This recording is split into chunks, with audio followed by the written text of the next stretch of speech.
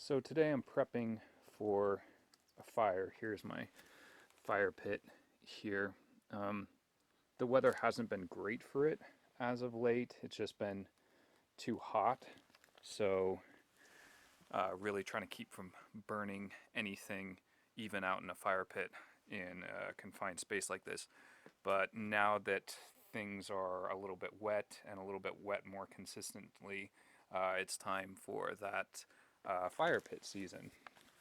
So here's this. I've got my fire pit with some sand there in the bottom. Then I stacked some wood here next to the chair just to have some dry stuff ready to go.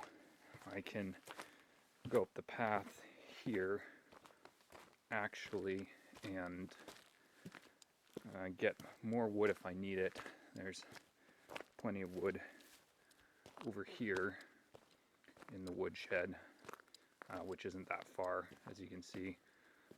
And it's relatively well stocked. Kindling over there, chunks of wood there, rounds there ready to be split. So I definitely have wood ready for the season. I just haven't really had an opportunity to use it or to do anything with it because, like I said, it's just been too hot, and we really haven't wanted to take the chance with the fire dangers and everything. But now that the ground is wet and consistently wet, it is time to start using that fire pit there, which I am very excited about.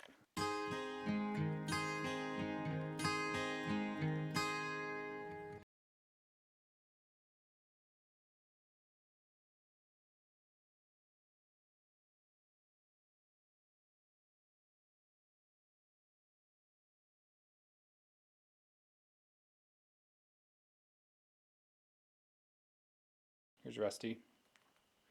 He's very curious today. What do you think, bud? What's this? Is this your fly mask? What do you think? Yeah? Do you want to go out? Do you want to go out today? Here. So while I was out here at the barn with Rusty, you can see the wind has picked up quite substantially. So we've got this wind that has blown in, and it's also blown this in, which, let me zoom out here a little bit. So along with that wind came this. It was clear just a few minutes ago. It was kind of like that, and then these clouds blew in just up over that mountain there. And so they're headed this way.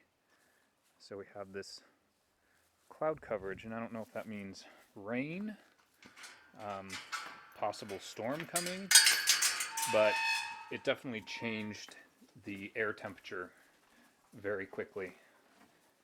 And there's Rusty eating. We went out and hung out for a little bit. There you go, bud. Okay, I'm gonna close this now. I'm gonna close. Yes. Well, don't put it on. Hey, don't drop it on this side. Look out. Look out. Look out. Look out.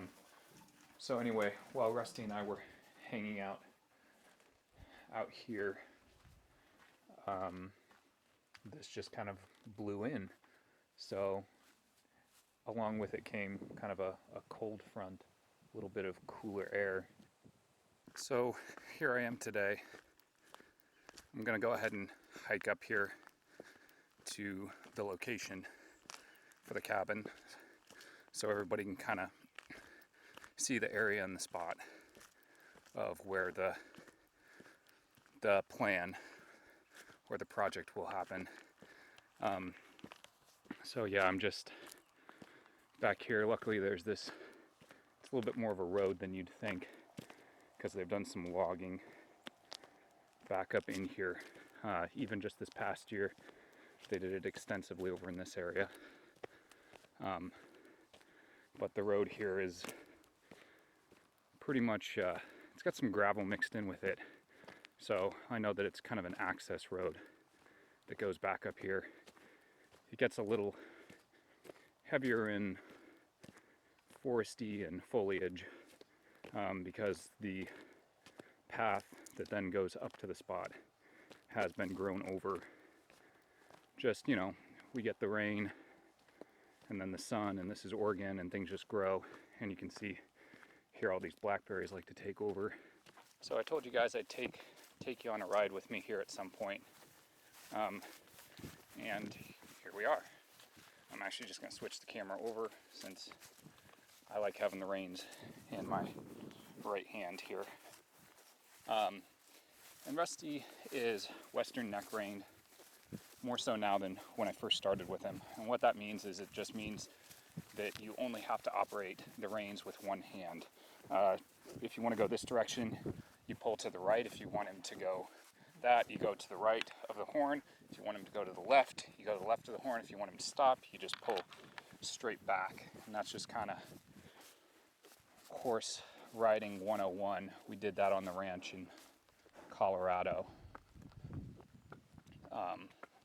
We instructed people on how to do that. And if you want the horse to back up, you keep pulling back, and the horse generally should go in reverse.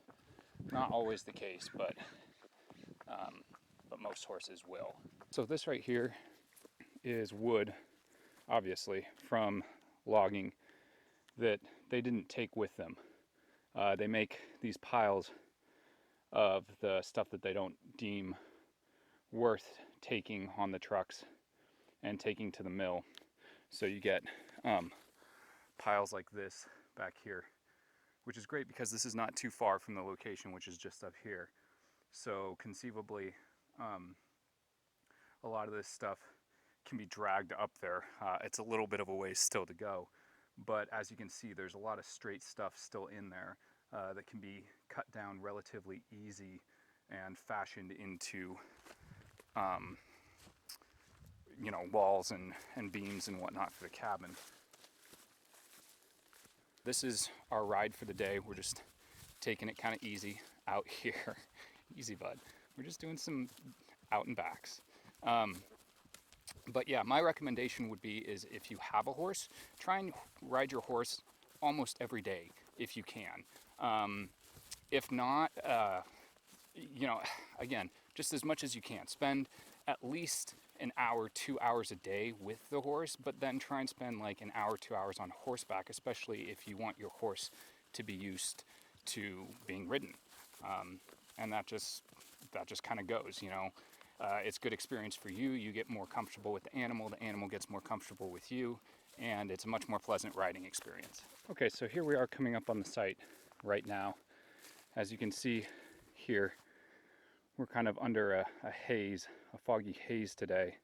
It just kind of blew in yesterday evening, really, and it's just kind of stayed around and really hasn't cleared up.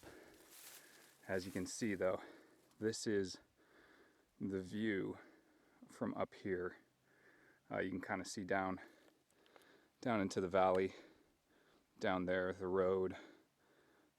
There's a little house down there, but this is the spot. And so, yeah, it's definitely got a nice little perch up here, or a nice little view. And then the nice thing about this is that, again, even though it gets a little denser up there and routes around, it comes back up here. And as you can see, there's this nice clearing that's happened. And I'm guessing that was due to logging previously as well that happened probably 4 or 5 years ago, maybe longer. Here we've got some wood, which was drug up here. This may be able to be used for something. Any kind of wood that I have is going to be a resource up here. A lot of the stuff I'll probably end up using again is going to be down there from this last logging session that they've done. This kind of just goes back up there really and ends. But this is the spot. Here I am down by the barn again, just looking at a little bit of fence repair. So if you see this right here actually got broken down here at the bottom, and was leaning quite substantially, not making it very good for this gate here to close. So I went ahead and reinforced it with this stake post here, and then this board was hanging off, so I nailed this one in here, because I mean the wood's starting to go, but it's sturdy enough, and then I nailed it in over here. But today I was looking at this right here, and this board's kind of rotting and starting to go here, and then you've got it coming out here because you've got this pole splitting. So I'm wondering if we just pull this board off, see if I can find another one about this length, and put a whole new board in. That could be a little bit of a project, but it might be something that needs to get done. Looking here on this side, we got some lean to this fence here too, but that looks okay. I think that's going to hold up. But this I might want to do something about here. So this right here was left from previous operation that was up here again. Like I said, probably the logging and whatnot. But this tin little part of a barrel here looks like it's got some bullet holes in here. Someone was obviously doing a little bit of target practice with it. But this will be good for, I'm thinking like a fire pit or fire or something, you know, that can go on the outside. I haven't really thought about it, but again, anything that you find is going to be a resource, or anything that I find is going to be a resource, because that means the less materials that I have to drag up here. And a lot of you would say, well, now why not just drive up there and do this whole thing? You know, I may utilize that a little bit, but again, I'm trying to stay away from that sort of thing, stay as true as I can to settling and making this cabin, just this little cabin up here, you know, up on the ridge, that I can, and make it out of the resources that are here. There, as you can see by taking the trail up here, there are resources strewn along the way. I just have to gather them and figure out how to put them together. You even have some logs down here in this overgrowth that, again, if you can kind of chip away at that, those might be useful for something. Oh, hey, look at this. I didn't even notice this before because of the growth. But you've got an old tire here. I'm not exactly sure what that can be used for. The rubber, I'm sure, can be used for something, and the rim here, you know, may prove good. But anyway, let me see if I can get up here to give you a little bit better idea of the view from up here, if I don't fall and kill myself.